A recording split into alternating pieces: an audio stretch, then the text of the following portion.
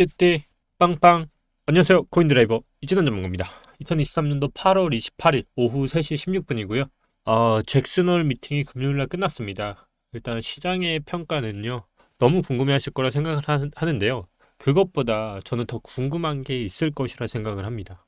일단 가장 제 영상을 보신 분들이라면 아시겠지만요, 가장 궁금한 게 왜 이진아 전문가님 말씀하시는 시장 금리가 인하됐을 때 대폭락이 온다라고 하셨는데요. 그 근거가 있나요? 그래서 그 근거를 조금 오늘 가져왔고요. 그리고 이 잭슨홀 미팅이 어떤 방향성이 나오진 않았어요.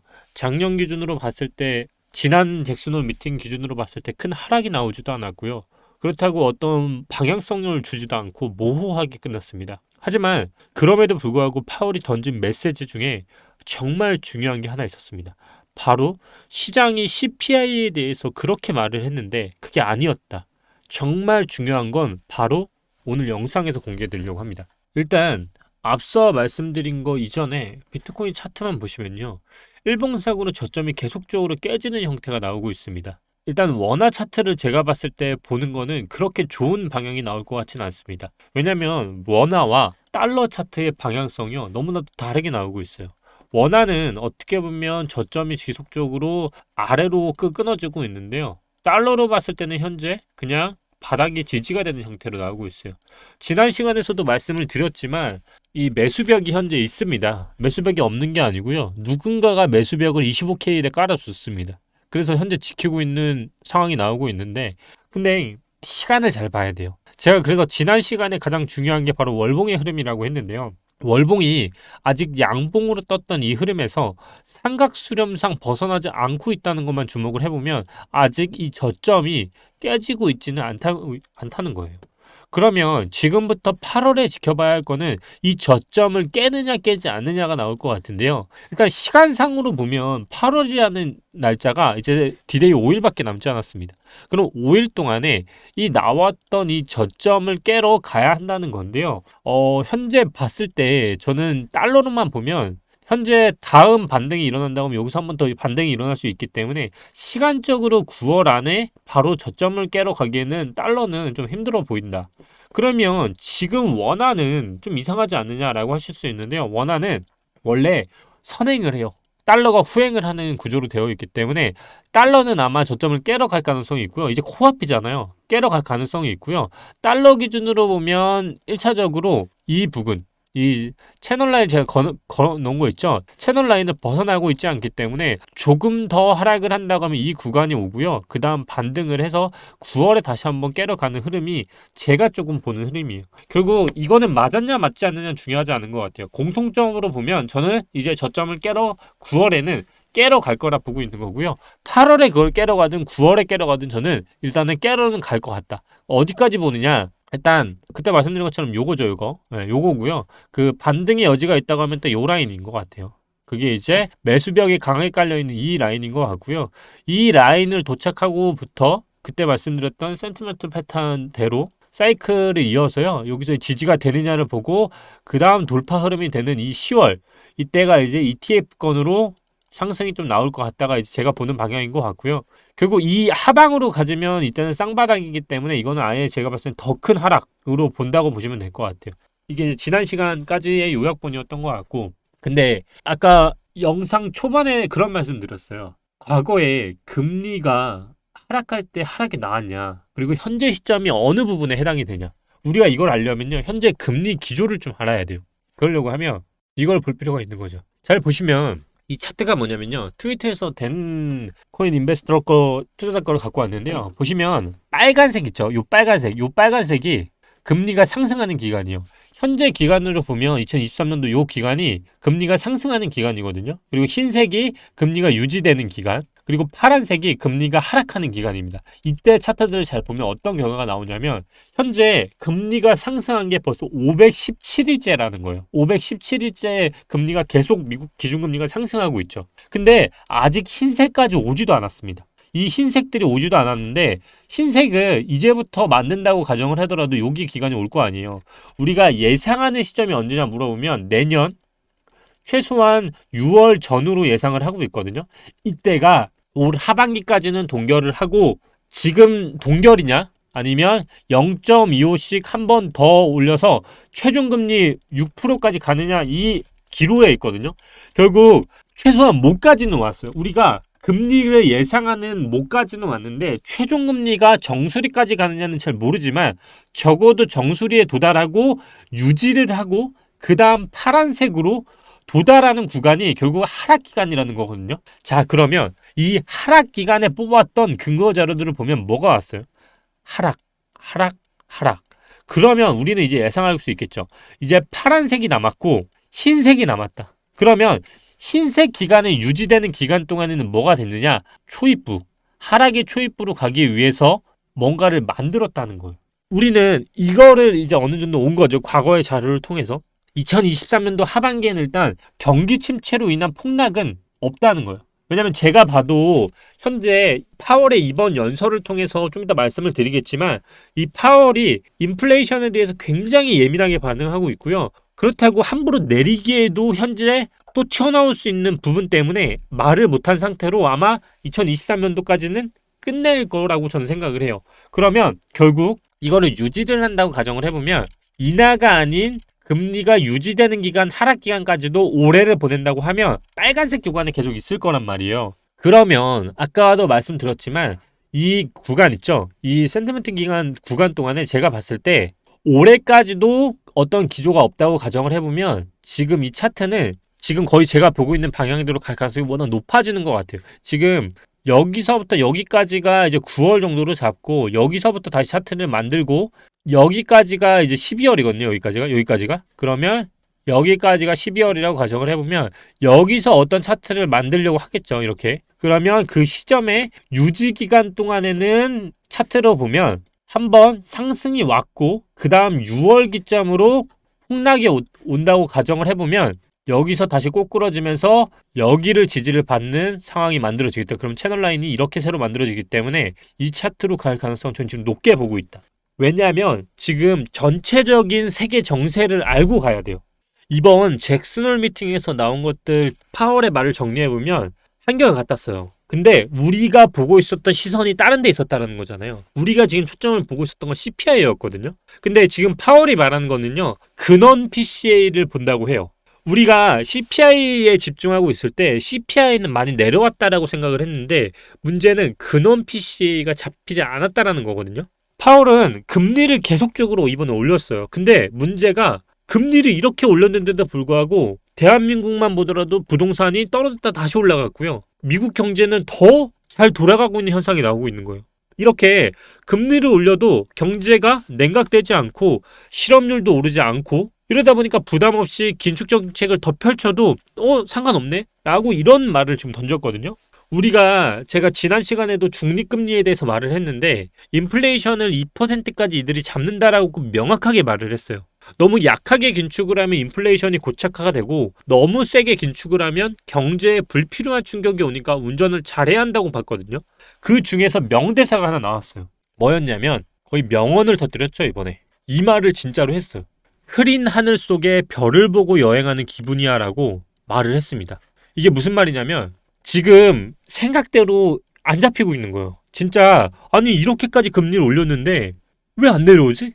데이터 나오는 거 봐봐. 이 데이터가 지금 우리가 예상한 대로 금리 이렇게 올렸으면 사실상 경제가 망가져야 하는데 경제가 흔들리지 않고 있어. 그래서 우리는 앞으로 수시간을 가지고 데이터를 계속 측정하면서 금리를 결정한다고 이런 말을 했거든요. 근데 여기서 중점으로 두는 근원 PCA라고 하는 게 있죠. 이게 뭐냐면 PCA라는 게 식료품 그리고 에너지와 같이 변동성이 높은 물가를 제외하고요. 구조적인 물가 변동을 말하는 걸 PCE라고 하거든요. 그래서 CPI와 PCE는 완전히 다른 문제예요. 그래서 우리가 알고는 물가 상승률은 CPI가 아니라 PCE 기준으로 잡았었는데 CPI로 잘못 잡고 있었다. PCE가 너무 높게 나오고 있는 거예요. 보면 거의 고공행진하고 있거든요. CPI가 소비자에 의해서 지갑에서 지출된 걸 말하면 PCE는 소비자에 의해서 지갑에서 지출된 것에 대해서 제3자가 지출한 것도 포함이 되는데요. 그 대표적인 게 보통 건강보험료예요. 이렇게 너무나도 다른 성격에 있어서 우리가 CPI에 초점을 맞추고 있었다면 이번에 파월이 말하는 건 PCE. 그래서 앞으로 우리는 CPI에 대한 지수도 당연히 봐야겠지만 더 면밀히 봐야 하는 건 이 PCE 수치인 거예요. 결국 이번 파월의 이슈는 미국의 지표들이 잘 나오는 것을 파월 자체도 잘 모르겠다는 거거든요. 앞으로 지표들이 나오는 걸 봤을 때 그때그때 대응을 하지만 너희들이 원하는 만큼의 수치로 바로 가진 않을 거다. 결국 이 메시지를 종합해보면 고금리는 생각보다 더 오래 유지될 거고, 우리가 최종적으로 바라보고 있는 거는 인플레이션은 2%, 정말 꿈의 수치죠. 미국이 최종적으로 가고 싶어하는 꿈의 수치인데 여기까지는 솔직히 저도 잘 모르겠지만 그들이 지금 말하는 메시지를 봤을 때 미래를 예견해 보면 올해는 일단 금리를 내리긴 절대 힘들고 내리는 시점은 내년 2분기까지는 지켜봐야 하는 시점. 근데 시점을 잘 주목할 필요는 있는데요. 여기서 우리가 또 하나의 이슈 하나를 알고 가야 돼요. 그게 뭐냐면 현재 파월의 임기와 바이든의 임기 그리고 미 대선에 대한 것들을 다 연관성이 지금 끼워져 있어요. 이게 되게 중요한 게 뭐냐면 얼마 전에 트럼프 이슈 보셨을 거예요. 트럼프, 바이든 다 이렇게 지금 미 대선 때문에 이슈가 큰 상황인데요. 현재 미국도 그렇고 중국도 그렇고 다 강대국들입니다. 이 강대국들이 항상 취하는 스탠스가 뭐냐면 그들이 앞에서 싸우고요. 뒤로는 서로의 이익을 챙기는 게 강대국들이 하는 스탠스거든요. 근데 지금 되게 사무처에 놓여 있는 게 뭐냐면 지금 되게 애매한 국제 정세에 놓여 있는 게 뭐냐면 일단 파월이 연준 의장으로서 일단 말년이에요. 임기가 얼마 남지 않았고요. 근데 파월이 그럼 욕심이 있느냐? 보통 말을 들어야 하거든요. 근데 문제는 이 파월 의장이요. 연준에 대한 의장직을 오래 하고 싶어하는 욕망이 없어요. 결국 이 얘기가 뭐냐면 바이든이 미국의 대통령이라면 경제 쪽의 대통령이 이제 파월이거든요. 근데 문제는 연준은 바이든의 통제권 밖에서 놀고 있다는 거예요. 결국 욕심 없는 사람이 연준 의장직으로 앉혀져 있는 파월에 있음으로써 바이든은 통제 밖에서 놀고 있고 바이든은 또 내년에 있을 미대선을 챙길 수밖에 없는데 이 상황에서 나한테 유리한 쪽으로 끌고 가야 하잖아요. 그렇게 하려고 하면 연준의 긴축 강도를 낮출 필요가 있는데 문제는 파월이 내는 말마다 긴축 강도를 조절하는 말이 아니라 더 강한 긴축을 선사하는 말들을 내뿜고 있어요. 결국 서로의 스탠스가 좀 다른 방향으로 가다 보니까 바이든 정부에서 할 수 있는 말은 하나의 카드밖에 없었어요. 바로 중국과의 현재 무역 분쟁이나 이런 부분들을 완화하는 스탠스로 취하기 위해서 얼마 전에 나왔던 게 바로 미국 앨런 재무장관이 중국을 방문한다는 거였어. 이처럼 7년 만에 중국을 간 미 상무장관이요. 지금 국제 정세가 정말 빠르게 돌아가고 있어요. 이 외에도 많은 미국 정부 인사가 중분을 지금 방문하는 문턱을 두드리고 있거든요. 근데 이게 왜 중요하냐면 이와 관련해서 어떤 얘기들이 오고 갈 수밖에 없기 때문에 서로가 왔다 갔다 하는 거잖아요. 제가 지금 방금 전에도 강대국이 하는 스탠스를 잘 봐야 한다 했잖아요. 지금 가장 문제가 되는 게 미국이 중국에 대한 반도체 제재부터 엄청나게 많은 것들이 제재가 들어가 있는 상황이에요. 이 협상에 대한 얘기들이 굉장히 많이 들어오고 있는데 대표적으로 미국은 관세를 인하해 준다는 내용이고요. 대신에 중국도 원하는 게 있어야 하잖아요. 그게 바로 미국 국채를 사라는 거를 미국이 요청을 했다면 중국은 또 중국 관세를 인하해 준다는 카드들이 오고 갔다는 내용들이 굉장히 많아요. 이 바이든은 결국 내년 대선을 인식해서라도 지속적으로 어떤 스탠스를 취하면서 계속 퍼즐을 맞춰갈 가능성이 워낙 높거든요. 그런 것들을 종합해보면 저 또한 계속 시드를 갖고 있는 이유가 이 라인. 이 라인을 굉장히 하락을 더 많이 보고 있고요. 또다시 고래들 또한 지금 현재 상황에 대해서 굉장히 보수적으로 접근하고 있다는 게 지표로도 알 수 있어요. 현재 시장에서조차도 정말 우리보다 돈 더 많은 고래들 또한 지금 현재 시장에서 뛰어들지 않고 계속적으로 장을 지켜보고 있다. 정말 이제는 바닥까지 갔습니다. 이제 정말 바닥까지 갔는데요. 상승은 제가 봤을 때 이번이 정말 지키면 마지막일 거라 보고요. 그거에 대표적으로 우리가 지표상으로 알고 있는 게 바로 레인보우 차트라고 하죠.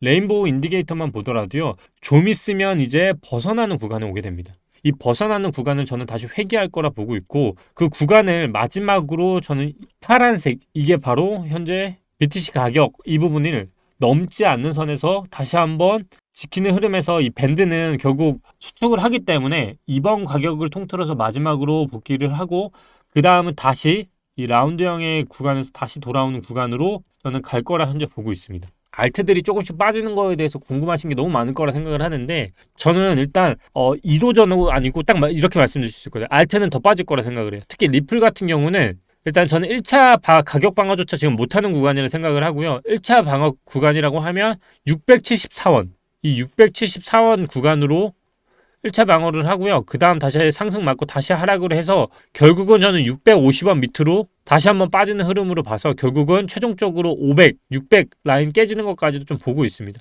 결국 이 하락이 지금 이 하락이요. 덫이 빠질 수밖에 없는 흐름이기 때문에 이 장대 양봉이 나왔던 이 거래량보다는 밑으로 가야 반등이 나올 수 있는 여지가 좀 있는 것 같아요. 그 선행을 하는 게 일단은 비트고요. 그 횡보를 함에 있어서 지금 거래량이 계속 빠져나가고 매수 세력이 계속 빠져나가고 있기 때문에 아마 알트들한테 타격이 더 많이 갈 겁니다. 하지만 그럼에도 불구하고 지금 누군가는 그 매수를 하려고 대기 중에 있다. 그 중에 하나는 또 저이지 않을까 싶습니다. 그래서 일단 전체적으로 차트들이 좋지는 못한 것 같아요. 이럴 때는요 조금 지켜보았으면 좋겠고, 역사적으로 봤을 때 9월은요 상승이 한 번도 나오지 않았습니다. 예. september 보면 9월 보시죠. 역사적으로 2013년도, 14년도, 15년도, 16, 17, 18, 19, 20, 21, 22, 23 단 한 번도요 상승이었던 달이 없고요. 예. 있다고 해도 요때 있죠. 요때 2016년도 제외하고요. 2015년도도 상승폭을 보면 굉장히 적었죠. 대부분 하락 스탠스에 있었습니다.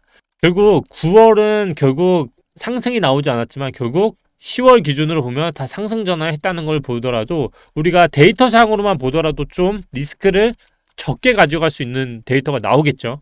그래서 저처럼 9월 들어가실 분들은 코인드라이브 계속 구독하시면서 제가 정말 들어가면 투명하게 공개할 생각이니까요. 더 뭐 종목에 대해서 궁금하신 분들은 멤버십 들어오시면 되고, 아니면 제가 그냥 6억을 어디다 베팅할지 보시면은 그냥 무료 공개 이렇게 영상 보시면 되고, 드디어 1년에 2번 중에 한 번이라도 매수할 기회가 있다고 하면 저는 이제 9월이라고 생각을 합니다.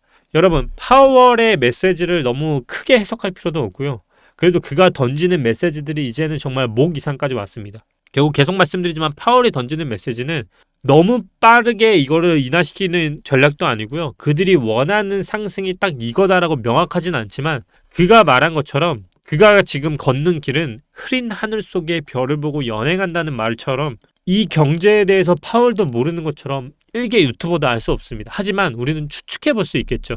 피해갈 수 있는 건 피해가고, 대신에 그 피해가는 거에 있어서 너무 공포심을 갖지 말고 그 공포를 우리가 역이용해서 돈을 벌자. 결국 저는 그 9월 정말 핵심적인 차트가 나올 거라 생각을 하고요. 현재 구간에서 상승을 한다고 하더라도요. 현재 구간이 지켜주고 있는지만 잘 보면 됩니다.